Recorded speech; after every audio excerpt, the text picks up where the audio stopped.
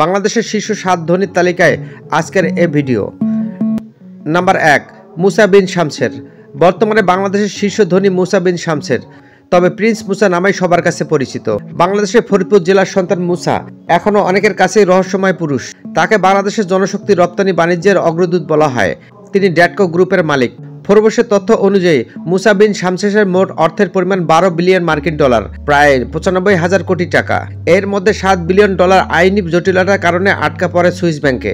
বেশভূষা ও অঙ্গসজ্জা মুসা ব্যবহার করেন 16 ক্যারেটের একটি রুবি, যার দাম $10 লক্ষ। $50,000 দামের একটি চুনিও পরেন তিনি। এছাড়াও পরেন $50,000 মূল্যের একটি হীরা ও $1 লাখ মূল্যের একটি পান্না। নিত্যদিনের চলাফেরায় অথবা বিশেষ কোনো অনুষ্ঠানে তিনি $70 লাখ বেশি মূল্যের গহনা ও অলংকার ব্যবহার করেন। তার পরনে কয়েকটি স্যুট স্বর্ণ সুতা দিয়ে খচিত। তাকে কখনো এক স্যুট পরিহিত অবস্থায় কখনো দেখা যায়নি। প্রতিটি স্যুটের মূল্য প্রায় 5 থেকে 6,000 পাউন্ড। প্রতিদিন তিনি গোসল করেন গোলাপ জল পানি দিয়ে, আর বাংলাদেশি পানি তিনি পান করেন না। বিদেশ থেকে আমদানি করা পানি তিনি পান করেন। তিনি হীরক খচিত যে জুতা পরেন তার প্রতি জোড়ার মূল্য $1 লাখ। তার সংগ্রহে রয়েছে রত্নখচিত হাজারো জুতা। $1 কোটি মূল্যের মন্ট বাল্ক কলম ব্যবহার করেন তিনি। ফ্রান্সের তৈরি এই কলম মাত্র একটি তৈরি করেছেন নির্মাতা company. Number 2, Salman F Rahman. Mexico গ্রুপের প্রতিষ্ঠাতা মালিক। তিনি প্রায় $600 মিলিয়ন মালিক। তিনি IFIC ব্যাংকের লিমিটেডের চেয়ারম্যান ও উদ্যোক্তা পরিচালক। বাংলাদেশ এক্সপোর্ট ইম্পোর্ট কোম্পানি বা মেক্সিকো তাদের যাত্রা শুরু করেছিল 1972 সালের প্রথম দিকে। 12টা ট্রেডিং করাই ছিল তার মূল ব্যবসা। 70 দশকের মাঝামাঝি সময় থেকে মেক্সিকো উৎপাদন শিল্পে নিয়োজিত শুরু করেন। 80 দশকে ঔষধ শিল্পে ব্যবসায়ের বিনিয়োগের সুযোগ হবার পরে বেক্সিমকোতে বিনিয়োগ করেন। এরপর আসে টেক্সটাইলের খাতে বিনিয়োগ। এখন বেক্সিমকো বিমান পরিবহন খাতেও তাদের কোর বিজনেসের অন্তর্ভুক্ত করেছেন। নাম্বার 3, আহমেদ আকবর সোবাহান। জন্ম 5 ফেব্রুয়ারি 1952। তিনি প্রায় $600 মিলিয়ন মালিক। বাজার মূল্য এবং আর্থিক প্রবৃদ্ধির হিসেবে বাংলাদেশের দ্বিতীয় বৃহত্তম শিল্পগোষ্ঠীর বসুন্ধরা গ্রুপের মালিক ও শিল্পোদ্যোক্তা। বিচক্ষণ এবং দূরদৃষ্টি সম্পন্ন এই ব্যবসায়ী বাংলাদেশের শিল্প ও বাণিজ্য খাতকে সুসংহত করতে বসুন্ধরা গ্রুপ প্রতিষ্ঠা করেন।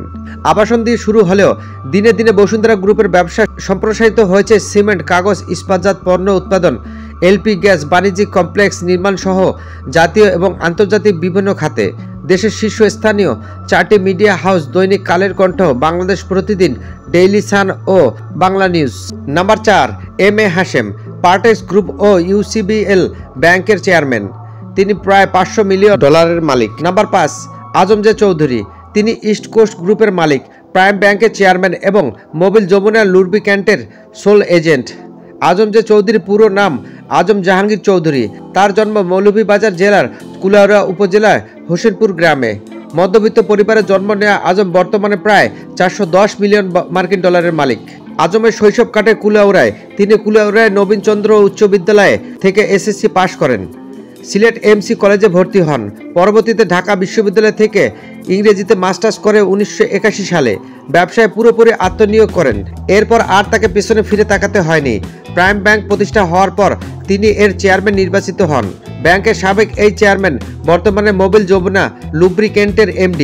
ইংরেজি দৈনিক নিউজ টুডে এবং 21 টিভির পরিচালক ছাড়াও তিনি আন্তর্জাতিক কোরিয়ার T&Tর পরিচালক সহ বিভিন্ন ব্যবসায়ী গ্রুপের সঙ্গে জড়িত। তিনি 1979 সালে প্রতিষ্ঠা করেন বহুজাতিক কোম্পানি ইস্ট কোস্ট গ্রুপ। এরপর Green Ways industry limited, Ghorashal power station ও সিদ্ধিগঞ্জে 210 মেগাওয়াট বিদ্যুৎ কেন্দ্র স্থাপন করেন। এছাড়া বাংলাদেশের trade syndicate Green Delta insurance কোম্পানির মালিক ও পরিচালক তিনি। গ্রিন ডেল্টা লাইফ ইন্স্যুরেন্সের সাবেক chairman Azam J Chowdhury Bangladesh Norway chamber সভাপতি।